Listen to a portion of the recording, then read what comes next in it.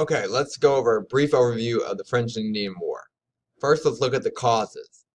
The first cause is as things began to get more and more crowded on the east coast of the United States and the 13 original colonies, the colonists began to move farther and farther west.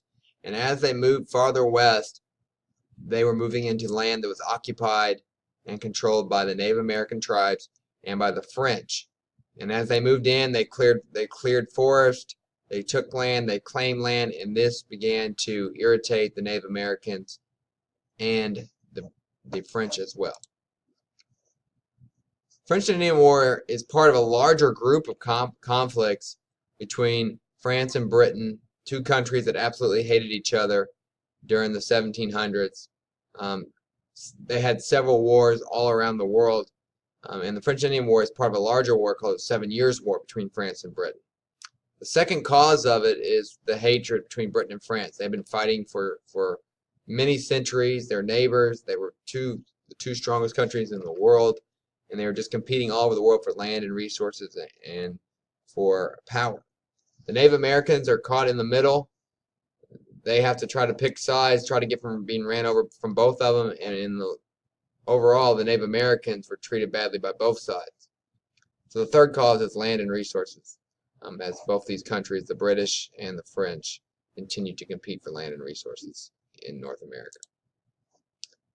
French and Indian War will be the start. First time we hear of George Washington, he's a young 22-year-old general in the British Army, and his first assignment is to go out to where the modern-day city of Pittsburgh is and to take a fort where the three rivers come together.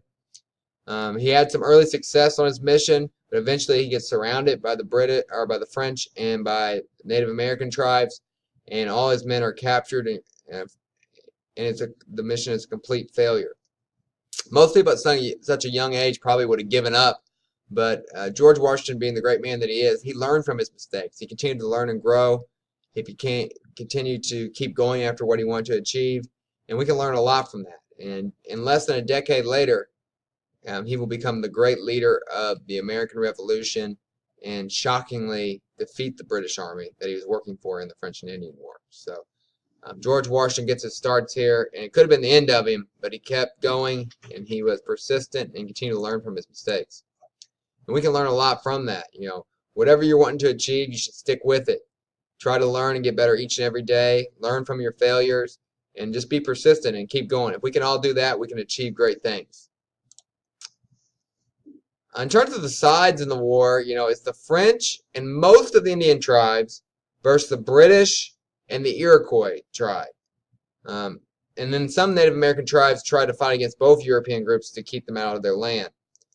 It is a continuation of battles that the Indians and colonists have been having for about a century at this point. And most of the Native American tribes favored the French because the French were trading with them and not taking their land. However, the British were able to bribe and build relationships with some of the tribes, particularly the Iroquois, who were the most powerful tribe, that confederation of 5 tribes into one. And so the British and the Iroquois together formed a pretty formidable fighting force in the war. The war starts when the British Army moves into the Ohio Valley area to take away from the French. Of course, George Washington was defeated in that first battle, but there will be several battles along that area and up into the Great Lakes after that and up into Canada after that. So you can see the different forts right along the border here, and a lot of the fighting took place from here in this area right here. When the British captured the fort of Quebec, it became the turning point in the war, and the French were forced to surrender. In the Treaty of Paris of 1763, the war was officially over, and the war had major effects. The French and Indian were the losers. The Indians probably the biggest losers. The British were the winners. And in the Treaty of Paris, the British get to take almost all the French land. And by default, the Native Americans will lose their land as well over time. So the French and Indian War really changes the balance of power in America. It makes the British the superpower in America. And really, the British are the superpower all around the world at this point in the 1700s. They have the power and control, and they have the Navy and Army to back it up. This is the French land that they had to give up and Native American land. So the British will take all of this land. So now instead of just having the original 13 colonies, they will have all the way to the Mississippi River. Of course, as soon as this happens, more and more settlers and colonists go across into the frontier, farther west. The British king actually did not want this.